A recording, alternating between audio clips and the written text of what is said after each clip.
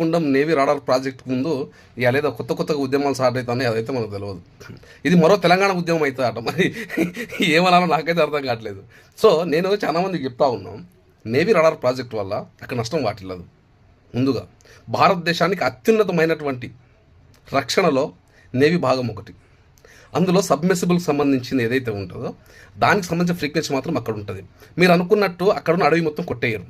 అందులో ఒక 40%, 35%, 40% అంటే ఒక 1300 ఎకరాలలో అక్కడ నేవీ రాడార్ ప్రాజెక్ట్ స్టార్ట్ అవుతుంది. సో మళ్ళీ అందులో చెట్లు నాటుతారు. ఆ చుట్టుపక్కల భూములకు విలువలు పెరుగుతాయి, అక్కడ అక్కడ అభివృద్ధి జరుగుతుంది. దాన్ని ఎందుకు అడ్డుకుంటారో నాకు అర్థం కావట్లేదు. ప్రత్యక్షంగా పరోక్షంగా ఉద్యోగాలు వస్తాయి కదా, అక్కడ అభివృద్ధి జరుగుతుంది. భారతదేశానికి అత్యున్నత అవసరమైనటువంటిది సబ్మెర్సిబుల్ ప్రాజెక్ట్. సో దానికి సంబంధించిన ఫ్రీక్వెన్సీ ఇక్కడ నుంచి పోతుంది, అది లో ఫ్రీక్వెన్సీ ఉంటుంది. దానివల్ల నష్టం జరుగుతుందని చెప్పేసి గగ్గలు పెట్టడం చాలా ఇబ్బందికరంగా ఉంటుంది. సో అది ఏదైతే ఉందో నేవీ రాడార్ ప్రాజెక్ట్ గురించి పూర్తి డీటెయిల్స్ తెలుసుకున్న తర్వాత మాట్లాడిన ఉద్దేశం